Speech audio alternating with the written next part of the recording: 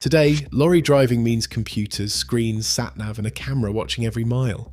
But there was a time, and if you lived it, you'll never forget it, when the job meant something different. It meant crash gearboxes and freezing cabs, Armstrong steering and roads you knew by heart. It meant graft, pride and a kind of freedom the modern cab will never give back. If you drove the old roads and earned your keep the hard way, this one's for you. We're counting down 15 memories every old-school British lorry driver will recognise, from the machines and the miles to the one thing veterans miss most. We begin where every good day on the road began, somewhere warm, with a mug of strong tea. In the 15th place, the classic transport caff was the true beating heart of a driver's day, a welcoming glow on a dark, freezing morning. You'll probably still remember the immediate sensory rush as you pushed open the door, the thick condensation running down the windows, the heavy clatter of crockery, and the rich, unmistakable aroma of a proper fry-up sizzling on the flat top alongside massive mugs of strong, scalding tea. This was far more than a place to feed your hunger. It was a trusted sanctuary and an informal information exchange where you'd swap route advice, warn each other about the latest police weighing stations, and share a laugh with fellow drivers who knew the realities of the graft. Back in 1951, a commercial motor survey documented about 150 of these independent truck stop cafes operating across the country. Yet as the motorway network expanded, that number dwindled sharply, leaving only roughly 30 surviving by the late 1970s. Famous roadside havens like Squires at St Neots, the Blue Boar at Kettering, the Plough near Leicester, and the legendary Greasy Lills on the A5, which many remember as the Hollies, gradually disappeared or changed forever. If you hauled loads along those old roads, which of these legendary stops was your regular home away from home? In the 14th place, we go back to the days before curtain siders made life easy, when securing your load meant a proper battle with heavy canvas sheets and thick sisal ropes. You'll definitely remember the sheer physical graft of hoisting those massive frozen sheets over an awkward open deck load, especially on a freezing, rain-lashed winter morning. The canvas would double in weight when wet, biting into your fingers as you struggled against the wind. Success on the road depended entirely on your hands and your knots. You had to master the legendary dolly knot, that clever variation of the trucker's hitch that used a simple loop to give you the mechanical leverage needed to pull everything drum tight. If you didn't get it right, your load would shift or a sheet would start ballooning on the Great North Road, forcing you to pull over in the dark to fix it.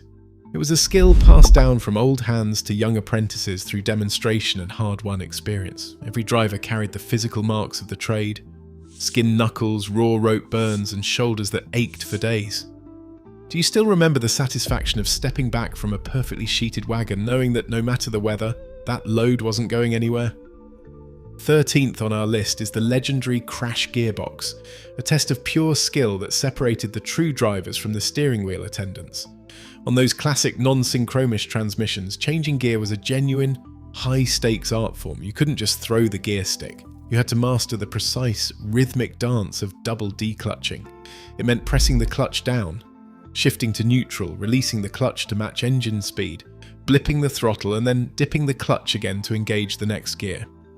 You had to navigate this sequence entirely by ear, judging the vehicle speed and the raw feel of the vibrating lever. Many heavy British lorries retained these stubborn non-synchromesh gearboxes well into the late 1970s, even as synchromesh began easing shifts on the top gears of lighter wagons from the late 1960s. If you got your revs wrong by even a fraction, a loud, horrific crunch would echo right across the loading yard, instantly letting every driver around know you'd messed up. Making clean, silent changes on a steep hill with 20 tons of freight behind you took years of patient practice. Do you still remember the immense pride of getting it right, sliding that heavy lever home with absolute silent perfection on a cold winter morning? 12th on our list takes us back to the Great North Road, long before the motorways swept the old routes away. If you hauled loads back then, you didn't have a screen on the dashboard to tell you where to turn. You relied on your printed road atlas, your pocket notebook, and your own memory to navigate the length of Britain. The old A1 didn't bypass the bottlenecks. It threaded you right through the middle of them. You'll surely remember the slow grind through Hatfield, Stevenage, Baldock, Stamford, Lincoln, York and Newcastle. You had to tackle narrow stone bridges, tight town centre turns, steep gradients and slow-moving local traffic with a fully loaded wagon. Stamford was a legendary nightmare until its bypass opened in 1960, signalling the gradual end of the old way. Even when the first section of the M1 opened on the 2nd of November 1959, running from Watford down at Junction 5 up to Crick at Junction 18, the transition took years. Until then, you had to know every single bend, hill and low railway bridge by heart. Do you still remember the exact landmarks you watched for on those long, slow night runs? Number 11 on our list is the brutal, muscle-straining reality of driving without power steering. Long before hydraulic assistance became standard in the early 1980s, you had to rely entirely on what we all called Armstrong steering. The term was simply a colloquial joke, but the daily physical strain was very real. If you ever had to wrestle a fully loaded 8-wheeler through a tight, cluttered delivery yard at walking pace, you'll know exactly how punishing this job could be. Spinning the wheel with one finger was impossible. You had to plant your feet firmly on the cab floor, grip the massive steering wheel with both hands, and throw your entire body weight into the turn using your shoulders and arms like a dock worker. It required constant anticipation, ensuring the wagon was rolling even slightly before you dared to turn. Every delivery, every tight corner, and every reverse up a narrow alleyway was earned through raw physical strength and patience. Do you still remember that deep, lingering ache in your shoulders after a long day of manoeuvring a stubborn rig? In the 10th place, we tuned back into the static crackle of the CB radio craze, which gave the pre-digital road a true shared voice. Long before satellite tracking and mobile phones took over, your dashboard rig was your lifeline and your social club. You'll surely remember adopting your own colourful handle, perhaps shouting out as Road Ranger or Big Red to join the endless stream of convoy chatter. It was a world of breaker calls, swapping road conditions or passing on casual warnings about the boys in blue waiting around the next bend. While it started as a massive underground movement with an estimated 300,000 illegal rigs operating by 1981, the authorities finally caught up. The UK legalised CB on the 2nd of November 1981 with an initial 40 FM channels, while the Republic of Ireland followed suit in 1982. By 1987, the system expanded to 80 European channels. It kept you awake, kept you connected, and made the loneliest night runs feel like a shared adventure. What was your handle back then? Number 9. The legendary British marques that defined your entire working life through a simple radiator badge. Back then, you didn't just drive a generic lorry. You proudly steered a Foden Fleetmaster, an ERFK series, or a heavy Scammell handyman. Each of these famous names carried its own distinct British origin, history, and working reputation. You might have learned your trade in a nimble Bedford TK or a Glasgow-built Albion 5 type, feeling the deep engineering heritage of firms like Guy, with its 1914 Wolverhampton roots, or Atkinson, which started back in 1916. There was the mighty tank-hauling Thornycroft Antar, the rugged Guildford-built Dennis, the Commer Roadliner, and Huddersfield's own Carrier.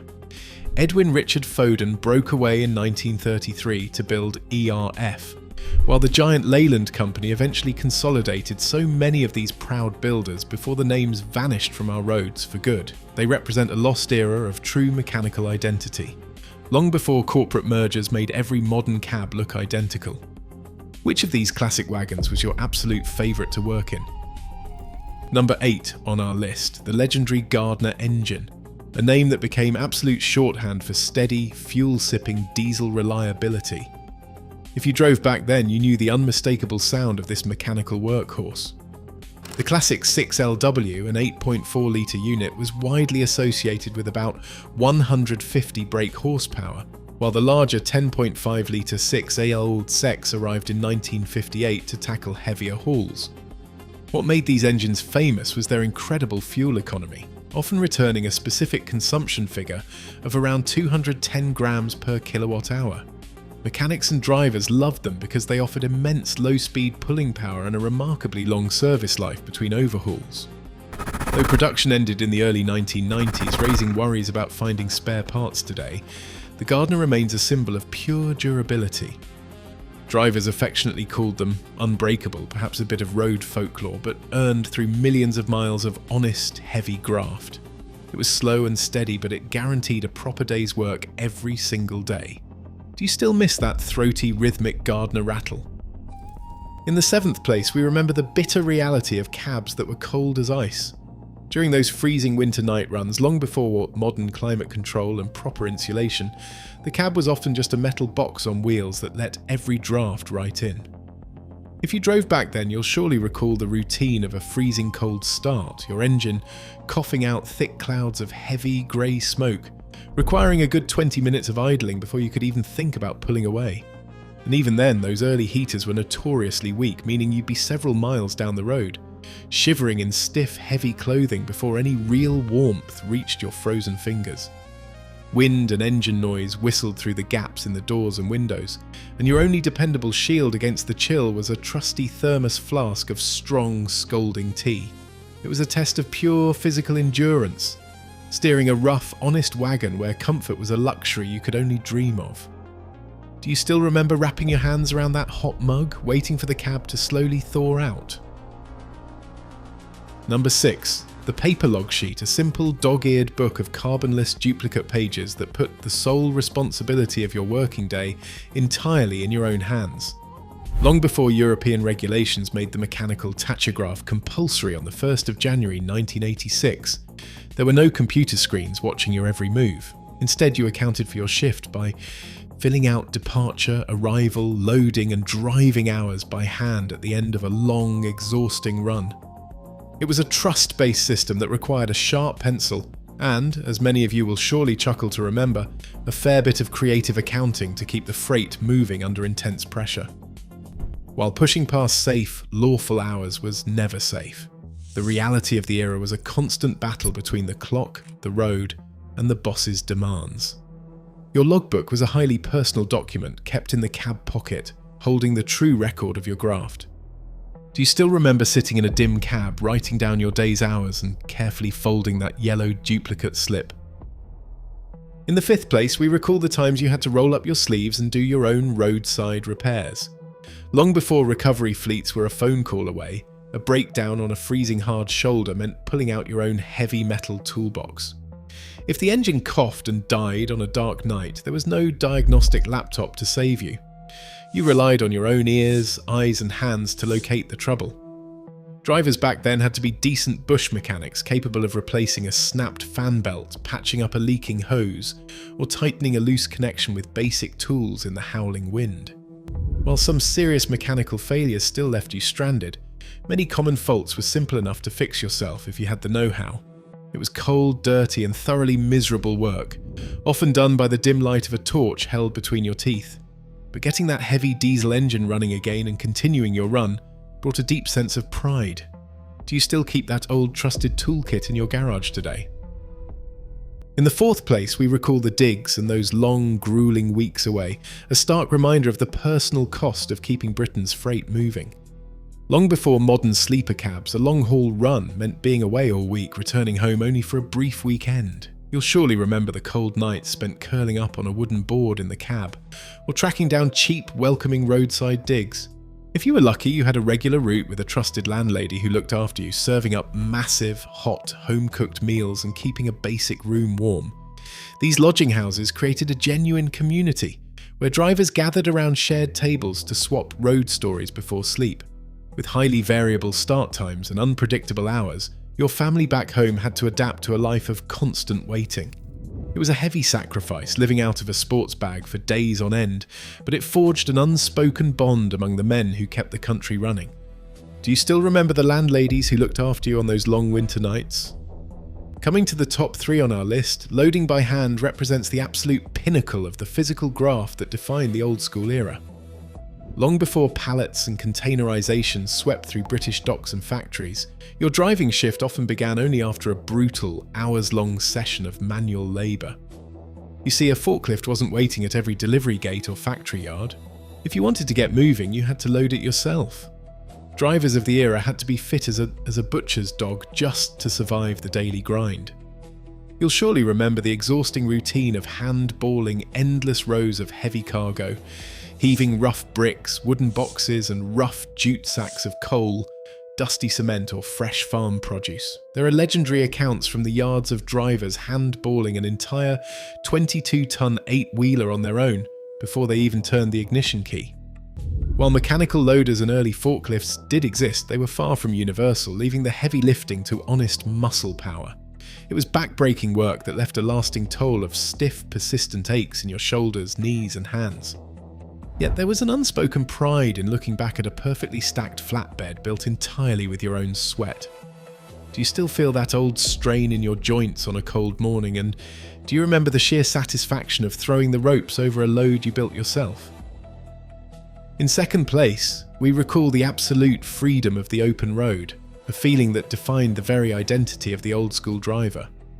Back then, once you signed for your load, pulled out of the depot, and pointed the nose of your ERF or Foden toward the highway, you were entirely on your own.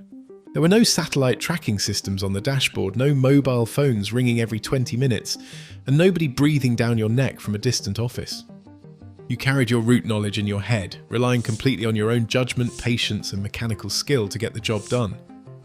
This independence forged the legendary image of the Knight of the Road, a self-reliant driver trusted with a valuable machine and its cargo. While it is true that you still carried heavy responsibility for the delivery, the sheer personal space inside that cab was unlike anything in modern transport. Today's haulage is undeniably faster, safer, and far more efficient, but that distinct sense of quiet liberty has vanished from the modern, hyper-regulated industry. Do you still remember that incomparable feeling of pulling onto a quiet dual carriageway at dawn, knowing that for the next few hundred miles, your progress depended entirely on your own hands on the wheel? And finally, in first place, the strong, unspoken camaraderie that held the entire old-school road community together. If you ask any veteran driver what they miss most about the days before tracking screens and mobile phones, the answer is almost always the same. It was the true brotherhood of the road. Back then, you weren't just an isolated runner in a logistics chain, you were part of a proud, shared culture. You'll surely remember the simple daily gestures of recognition that made the long, lonely miles bearable. A quick flash of the headlights to let a loaded wagon slip back into the lane, a raised hand over the steering wheel, or a knowing nod as you passed another classic rig on a dark, wet A-road. It wasn't a formal code written in any handbook, but rather a recollected etiquette that worked without fail. If you saw a fellow driver pulled over on a bleak grass verge with his bonnet up or a tyre blown, you didn't just speed on past to make your slot. You pulled your own rig over, climbed down from the cab into the cold, swirling rain and offered a hand, a spare part or a turn of your heavy spanners. That active human recognition made the crushing weight of the long hours feel manageable. It was a rare bond forged in diesel, road grit and honest hard graft, linking drivers from the busy docks of Liverpool to the hills of Yorkshire and right across to the Irish Run. Today's transport industry is faster and safer, but the cabs are far quieter and lonelier places. Do you still watch the oncoming lanes for a friendly flash, and do you miss that legendary spirit of looking out for your mates? Across all these memories, one truth emerges. The challenges of the old days forged an unmatched community of pride. While modern logistics is faster and safer, it has lost the soul, self-reliance and deep-rooted camaraderie of that golden era. The hardships didn't break you, they defined you. You didn't just drive, you kept Britain moving. If you lived it, we salute you. Share your favourite old-school lorry memories in the comments below.